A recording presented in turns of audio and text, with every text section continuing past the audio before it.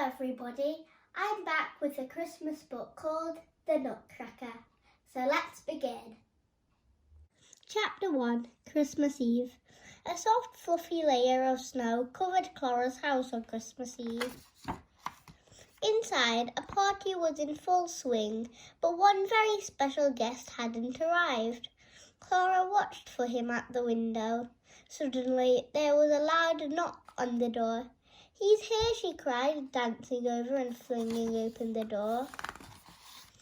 It was Clara's godfather. She gave him a big hug. "What a warm welcome on such a chilly night," he said with a chuckle. "Merry Christmas." Clara loved her godfather's visit. Something magical always happened when he was around. "I have a very special present for you this year," he told Clara as he placed a package underneath the tree. Chapter 2, The Mystery Present. That night, Clara couldn't sleep. She lay in bed thinking about her present. "It can't hurt if I just have a little peek," she thought. Finally, Clara tiptoed downstairs. She soon found the present tied up with a big red bow. On the ribbon, there was a tag with a message. "I wonder what Godfather means," thought Clara. "Merry Christmas, Clara. I hope this protects you. With love from your godfather. Kiss." Slowly, Clara untied the bow and folded back a corner of the paper. Inside, she found a wooden Nutcracker doll, dressed like a soldier. Just then, the clock struck midnight. Clara gave an enormous yawn. In a few minutes, she was fast asleep under the tree.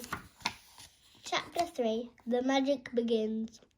Clara woke up with a start, feeling very confused. She couldn't remember where she was, and her doll had vanished. She looked around and saw she was under the Christmas tree, and it seemed to be growing. "What's happening?" But the tree wasn't growing, she was shrinking. Soon she was as small as a mouse.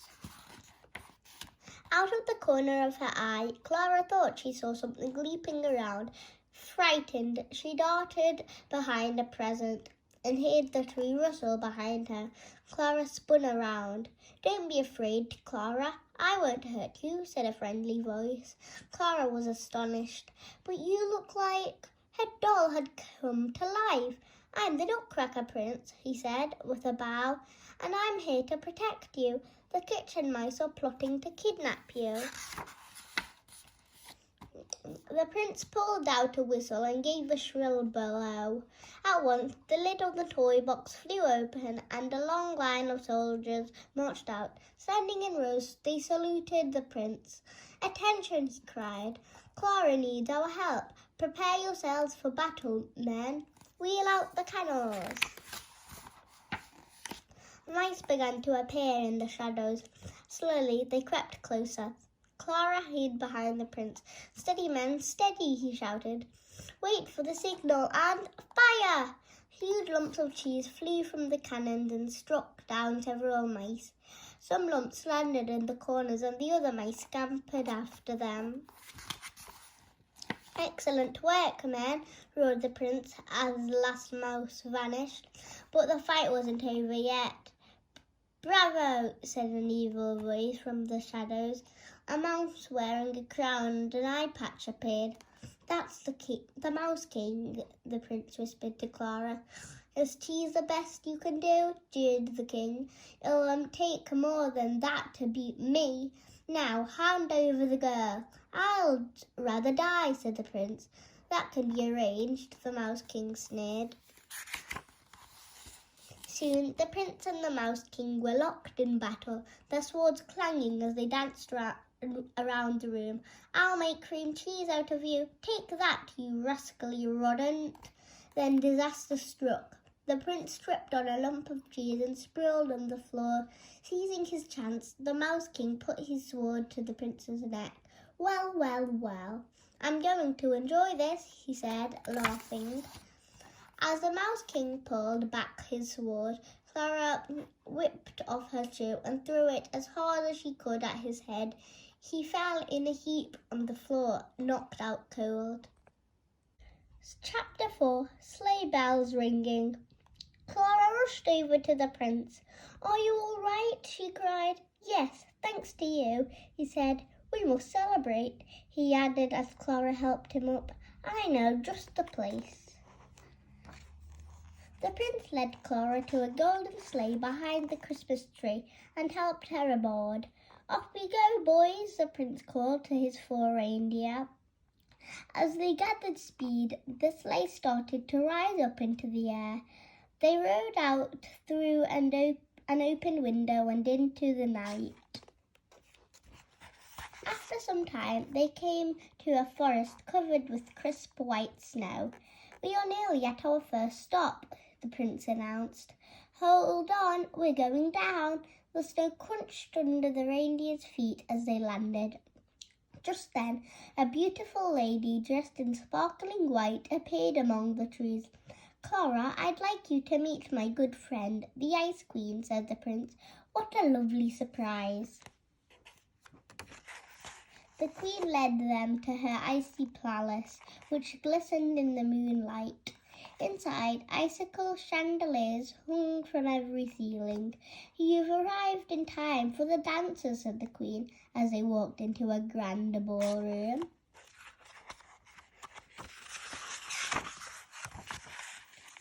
A piano began to play, and 8 ballerinas dressed in silver and white twirled into the middle of the room.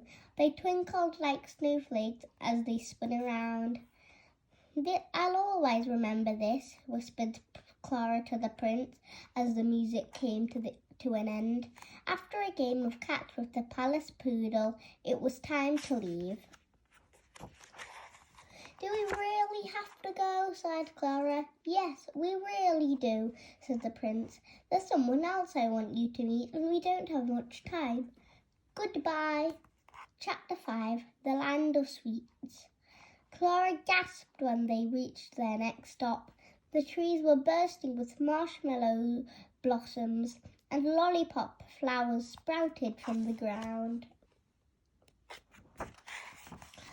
Then Clara saw that the mountains were topped with melted chocolate and milkshake rivers flowed down them.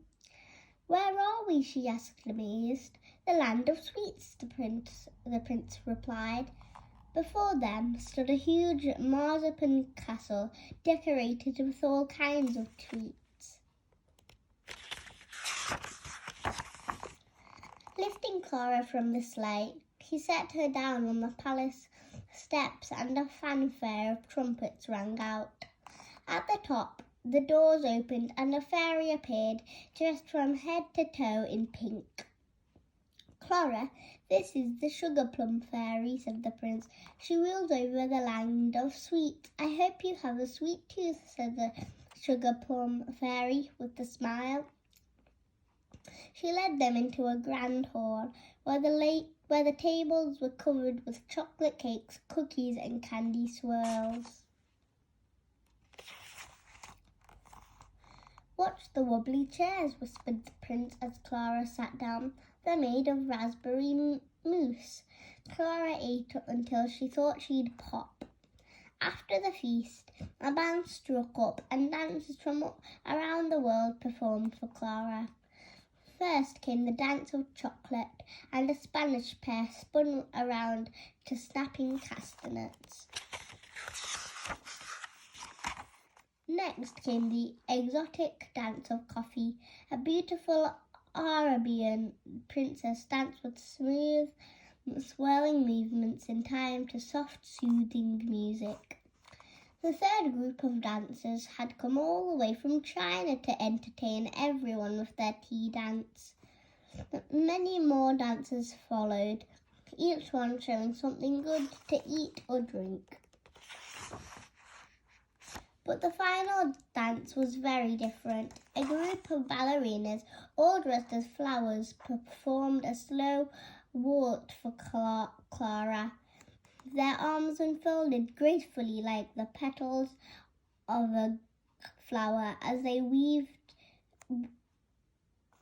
in and out of each other. "And now I'm afraid it's time for us to go home," said the prince sadly. With a sigh, Clara climbed into the sleigh and waved goodbye to the Sugarplum fairy.